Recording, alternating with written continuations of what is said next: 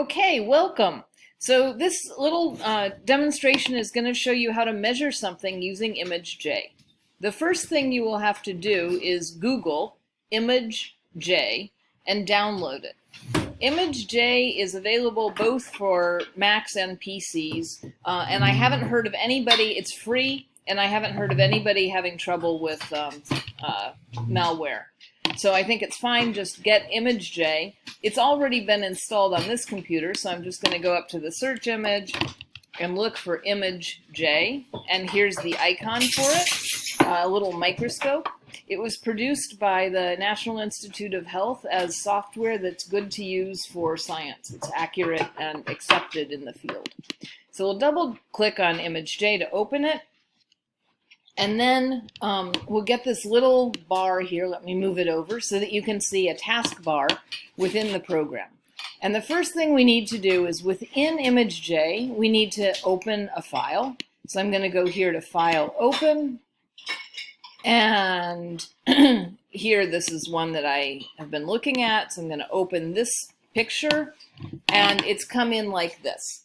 It's not the way I want to look at it. It's oriented in a funny way. So I'm going to go up here to Image, and I'm going to transform, and I'm going to rotate it to the right. And now it looks like something that we can imagine a plant being. Right? So here's a plant. Here's a scale bar on the side. And our goal is to measure something on this. Let's say we want to measure a straight line, say the distance, the length of this piece of black paper here. We'd go up here to this straight line tool, click on that, come here to the corner, click and hold the keypad. This is just a trackpad on my Mac here, but whatever, click and hold, and then bring this line all the way up to the top of the thing you want to measure and double click to end. So there you go. We have this line that's the length of the thing we want to measure. We can come up here to Analyze, and we say Measure, and there's a shortcut for it as well if you like, but Measure, and we get this information. And the only thing here that's of use to us is the final thing, which is the length. This is the number of pixels. This line here is 1,452 pixels long. And I just record that. I don't think you need to record the tenths of pixels. We aren't that accurate. Our measurements aren't that accurate. Okay, so this is good, but we want to know not how many pixels it is, but how many centimeters it is. So for that, we have to use this scale bar that's embedded within the picture. And it's a little too small for me to see, so I'm going to zoom in on the picture. And I'm going to right-click to do that. On this computer, it's Command-Shift and then plus. And the plus key allows it to get larger. And you can zoom. And you can zoom to your heart's content, actually. You can zoom in, you can zoom out. Because it's counting pixels, this software is perfectly fine. You can measure at one setting and zoom in and do your scale bar at another setting, and it is still going to be talking about pixels in the same sort of way.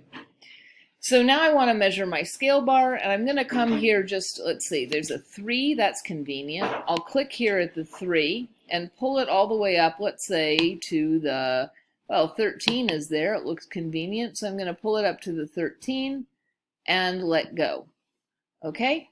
And now I'm going to go to Analyze, Measure, and it tells me that this, which should be 10 centimeters, you can check if it's true or not, is 627 pixels long. So if we know that this is 627 and it's 10 centimeters, we can figure out how many pixels to a centimeter, and then we can figure out how many centimeters long the black paper was.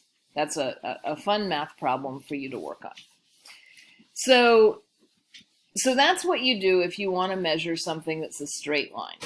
But in fact, many of things that we're going to measure, many plant parts, including stems, can be curved. So instead, we need to be able to measure something that's curved. To do that, we come up here to this icon, and you have to right-click. You click on this little thing here, or on my keyboard, it's a command click. To get this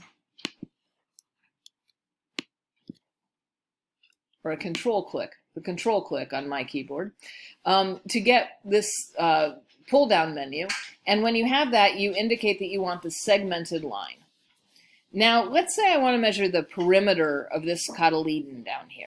Okay, I'm going to zoom in, and using this tool, this segmented tool, I'm going to start here, and I'm going to put some key points around like this, and I'm going to put a key point here and like this, and I'm doing it kind of quickly. I come around like this and double click to end. So that's pretty good, but I'm not totally satisfied because this one was off, right? Well, you can actually drag this back like so and move this around over here until you are better satisfied. You can't add any new key points at this point. If the number of key points isn't sufficient for you, you have to redraw your object. And you don't have to be absolutely perfect, but you want to get something that you can live with, something that looks reasonable, right? So I think that